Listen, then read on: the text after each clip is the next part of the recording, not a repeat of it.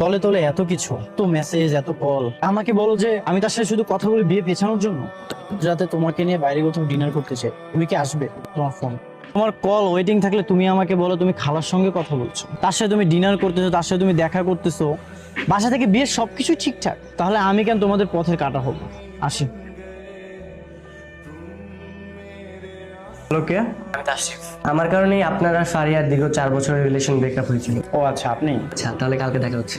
আজ তোমাকে আমি দেখিয়ে দেব যে আমাকে ছেড়ে গিয়ে তুমি কত বড় ভুল করেছো। আমার ওয়াইফ মারিয়া। ওর সঙ্গে যদি আপনার বিয়ে হয় তাহলে ফারিয়ার কার সঙ্গে বিয়ে হয়েছে? ওর এখনো বিয়ে হয়নি, ও একজনের জন্য অপেক্ষা করছে, আর সেই মানুষটা হচ্ছে আপনি। ফারিয়া, তুমি তুমি যে তাকে বিয়ে করনি সেটা আমাকে জানালে না কেন? আমার চাকরি হওয়ার পর যদি তোমাকে আমি জানাতাম তাহলে তুমি আমাকে লোভী ভাবতে। আমি ফারিয়াকে বিয়ে করতে চাই। তুমি যে প্রতিষ্ঠিত হয়ে আমার মেয়েকে বিয়ে করার জন্য আমাদের বাসায় এসেছো, এই জন্য আমরা অনেক খুশি পেয়েছি।